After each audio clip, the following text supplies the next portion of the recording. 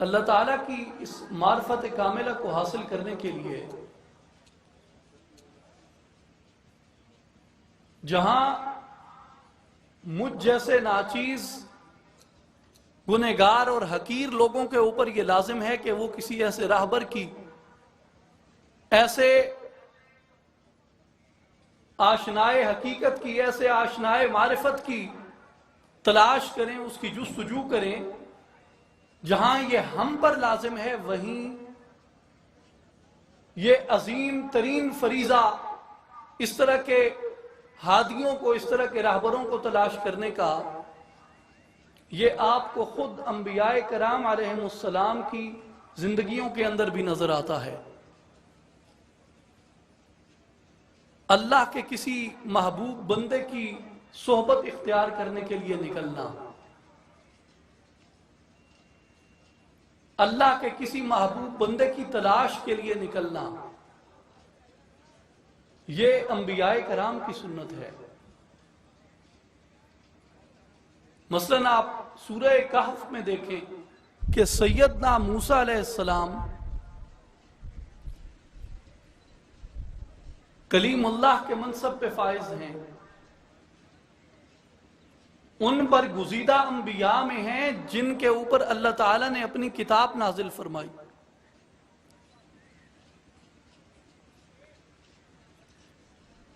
جبریل امین ان پہ وحی لے کے آتے ہیں، جنہیں اللہ تعالیٰ سے براہ راست کلام کا شرف نصیب ہے، نبوت کا ایک عرفہ و اعلیٰ منصب رکھتے ہیں۔ اس منصب کے باوجود، اس مقام کے باوجود، اس مرتبے کے باوجود، کلیمی کا منصب، کلیمی کا تاج، کلیمی کا صحرا ہونے کے باوجود حضرت موسیٰ علیہ السلام تلاش خضر کے لیے، تلاش راہبر کے لیے سفر فرماتے ہیں۔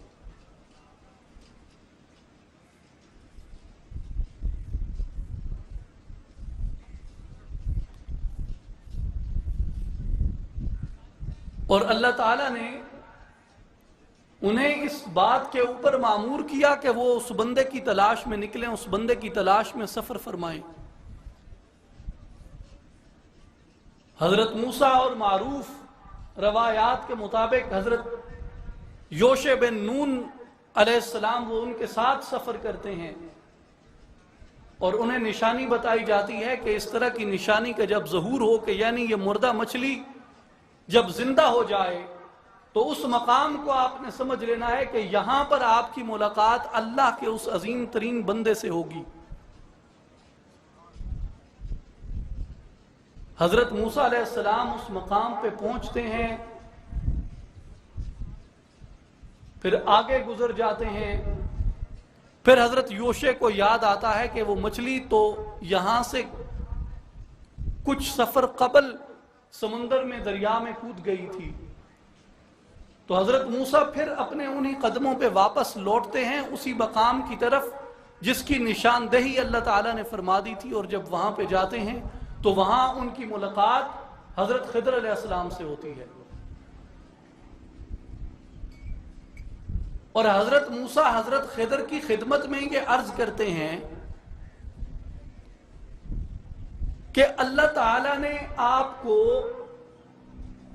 ہدایت کا جو علم خاص عطا کیا ہے، میں ہدایت کا وہ علم خاص سیکھنے کے لیے،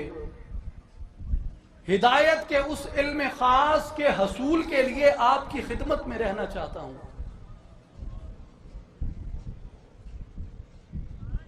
حضرت خضر علیہ السلام فرماتے ہیں کہ اے موسیٰ علیہ السلام، آپ میرے ساتھ نہیں رہ سکیں گے، کیونکہ جو کچھ مجھ سے ظہور پذیر ہوگا آپ اس کے اوپر صبر نہیں کر سکیں گے۔ اور قرآن کے یہ الفاظ ہیں کہ اے موسیٰ، وہ صبر نہ کرنے کی، وہ صبر نہ کر سکنے کی وجہ یہ ہے کہ اس سے قبل آپ کو وہ علم معلوم نہیں ہے، وہ حقیقت، وہ راز معلوم نہیں ہے۔ تو حضرت موسیٰ علیہ السلام یہ عہد کرتے ہیں حضرت خضر علیہ السلام سے کہ آپ مجھے اپنے ساتھ رکھیں، میں صبر بھی کروں گا اور آپ کی نافرمانی کا مرتکب بھی نہیں ہوں گا۔ اس شرط کے اوپر، اس عہد کے اوپر حضرت خضر علیہ السلام حضرت موسیٰ کو اپنے ساتھ رکھ لیتے ہیں اور پھر شرط یہ عائد کر دیتے ہیں کہ آپ مجھ سے کوئی سوال نہیں کریں گے اس وقت تک جب تک کہ میں خود اس بات کی حقیقت آپ پہ واضح نہ کر دوں۔ تو حضرت موسیٰ ان کے ساتھ اقرار کر لیتے ہیں اور وہ چل پڑتے ہیں۔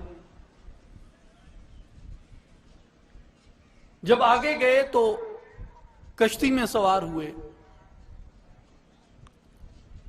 کشتی جب عین وسط میں پہنچی تو حضرت خضر علیہ السلام نے کشتی کے ایک پھٹے کو پھاڑ دیا۔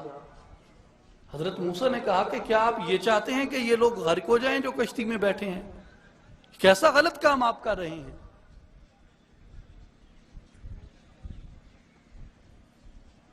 تو حضرت خضر نے کہا اے موسیٰ علیہ السلام، میں نے کہا نہیں تھا کہ آپ صبر نہیں کر سکیں گے۔ تو پھر فوراً حضرت موسیٰ کو یاد آیا تو انہوں نے پھر رجوع کیا، انہوں نے کہا کہ میری اس خطا کو درگزر کیجئے، میرا مواخذہ نہ کیجئے، میں آئندہ احتیاط کروں گا۔ وہاں سے پھر چل پڑے۔ ایک بستی کے باہر جب پہنچے تو کچھ بچے کھیل رہے تھے۔ حضرت خضر نے ان بچوں میں سے ایک بچے کی گردن مروڑ کر اسے قتل کر دیا۔ حضرت موسیٰ کہنے لگے کہ یہ کیسا عمل کیا ہے آپ نے، ایک معصوم بے گناہ شخص کی جان آپ نے لے لی ہے، یہ تو انتہائی نازیبہ حرکت ہے۔ حضرت خضر نے فرمایا کہ میں نے کہا نہیں تھا کہ آپ صبر کرنے والے نہیں ہیں۔ تو حضرت موسیٰ نے کہا کہ آخری موقع دیجئے، اس کے بعد میں ایسا نہیں کروں گا۔ پھر وہ آگے ایک بستی میں پہنچے تو حضرت خضر علیہ السلام اور حضرت موسیٰ علیہ السلام اور ان کے ساتھ جو ان کے رفیق تھے، اس بستی میں انہوں نے لوگوں سے کھانا مانگا تو بستی والوں نے کھانا دینے سے، ضیافت سے انکار کر دیا۔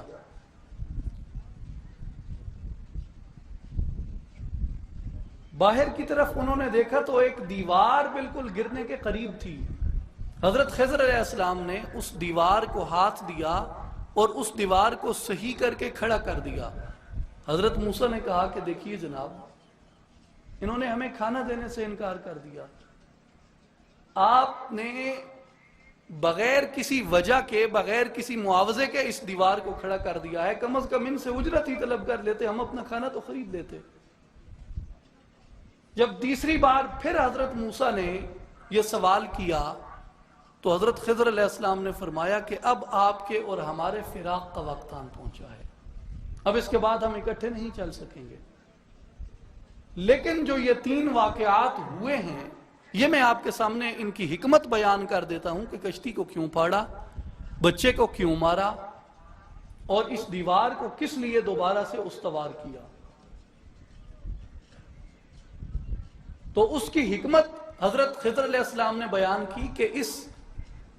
کشتی میں سوراخ کرنے کی وجہ یہ تھی کہ یہ بادشاہ جو قریبی تھا وہ بڑا ظالم تھا اور ان غرباء کی کشتیاں چھین لیتا تھا۔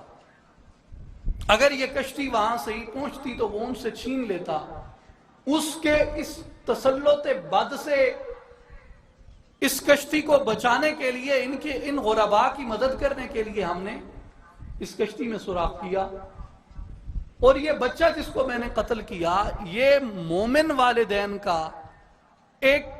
کفر کی فطرت پہ پیدا ہونے والا بچہ تھا، جس سے یہ شبہ تھا کہ اس کے والدین بھی اس بچے کی وجہ سے گمراہ ہو جائیں گے، لہٰذا میں نے اس بچے کو مار دیا۔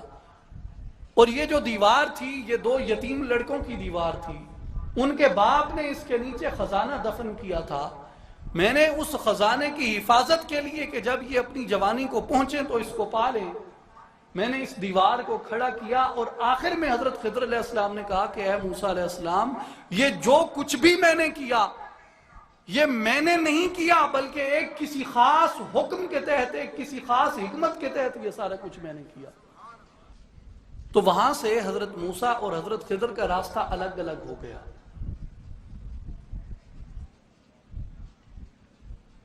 اس میں بے شمار نصیحتیں، بے شمار حکمتیں، بے شمار اسباب ہمارے لیے اس واقعے کے اندر درج ہیں۔ اگر آپ اس کی ابتدا سے دیکھیں